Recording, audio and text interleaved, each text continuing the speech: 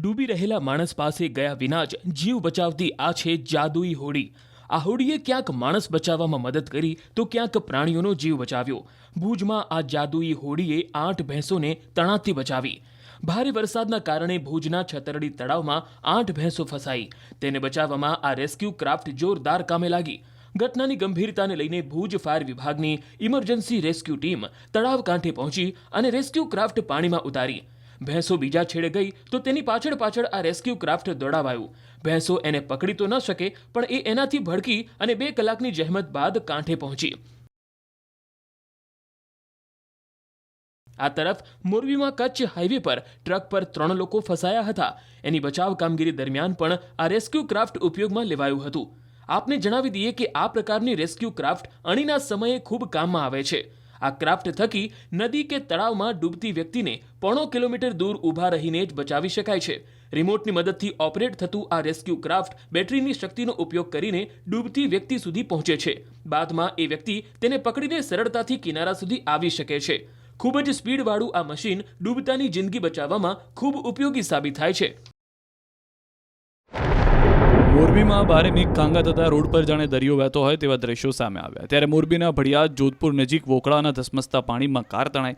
દ્રશ્યોમાં જોઈ શકાય છે કે પૂરના પાણીમાં કાર કોઈ રમકડાની માફક તણાઈ હતી। કારમાં 3 લોકોના જીવ પણ જોખમમાં મુકાયા। આ અંગે લોકોને જાણ થતાં ક્રેનની મદદથી કારને બહાર કાઢી હતી અને લોકોને બહાર કાઢીને બચાવાયા। આ બાજુ માંડવી તાલુકાના ફરાદી રામણિયા વચ્ચે થાર કાર ફસાઈ હતી। કોઝવે પરથી 2 જણ સહિત થાર જીપ પાણીમાં તણાઈ। જીપમાં સવાર ભુજના 2 પૈકી 1 જણ ઝાડને લટકી જતા બચી ગયો ત્યારે બીજા દિવસે કાર મળી આવી હતી।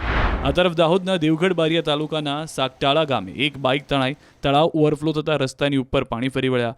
બાઇક ઉપર સવાર 2 યુવકો આ રસ્તા પરથી પસાર થતા હતા ત્યારે પાણીના પ્રવાહમાં તણાયા। 2 યુવકો તણાતા આસપાસના લોકો દોડી આવ્યા। બનાવની જાણ પોલીસને થતા પોલીસ પણ ઘટના સ્થળે પહોંચી।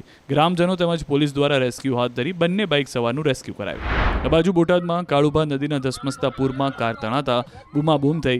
ખીજડીયા ગામ નજીક કાળુભા નદી 2 કાંઠે વહેતી થઈ। ગઢડા તાલુકાના માલપરા ખીજડીયા વચ્ચે આવેલ કાળુભા નદીમાં કાર તણાઈ। કારમાં સવાર 8 જેટલા લોકો સવાર હતા।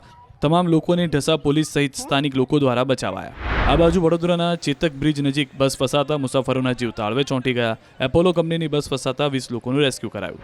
તો અમદાવાદમાં વૈષ્ણોદેવી સર્કલ પાસે એસજીવીપી અંડરપાસ સ્વિમિંગ પુલ બની જતા અંડરપાસમાં કાર ફસાઈ। અનેક વાહનો ઠપ થતા લોકો વાહનો જે તે સ્થળે મૂકી ઘરે પહોંચ્યા હતા। ભારે વરસાદના પગલે અનેક લોકો પૂરના પાણીમાં ફસાયા છે। ત્યારે અવિરત વરસાદને પગલે જનજીવન અસ્તવ્યસ્ત બન્યું છે। ભારે વરસાદને પગલે રિયલ હીરો લોકોને મદદરૂપ થયા હતા। પૂરના ધસમસતા પાણીના પ્રવાહમાં શ્વાસ થંભી જાય તેવા રેસ્ક્યુ કરાયા। 2 સ્થળે જીવની બાજી લગાવીને 12 લોકોનું રેસ્ક્યુ કરાયું। મહીસાગરના વરસાડામાં એક વ્યક્તિનું રેસ્ક્યુ કરવામાં આવ્યું। નદીના પટમાં કીર્તનભાઈ ગરાસિયા ફસાયા હતા। નદીના પાણીની આવક વધતા કીર્તનભાઈ પથ્થરની ચટ્ટાન પર બેસી ગયા હતા। પાણી વધતા તેમણે મદદ માંગી હતી પરંતુ ગ્રામજનો દ્વારા કોઈ મદદ કરી શકાય તેવી સ્થિતિ ન હોવાને કારણે આર્મીની મદદ લેવાઈ હતી। આર્મીના જવાનોએ હેલિકોપ્ટરની મદદથી કીર્તનભાઈને સફળતાપૂર્વક બહાર કાઢ્યા હતા। આ બાજુ જામનગરમાં પણ ખેતરમાં ફસાયેલા લોકોનું રેસ્ક્યુ કરાયું। જામનગરના નવા ગામમાં ફસાયેલા ખેડૂતો બચાવી લેવાયા। જામનગરના મેદપર પડાણા પોલીસ અને એરફોર્સ દ્વારા રેસ્ક્યુ કરાયું।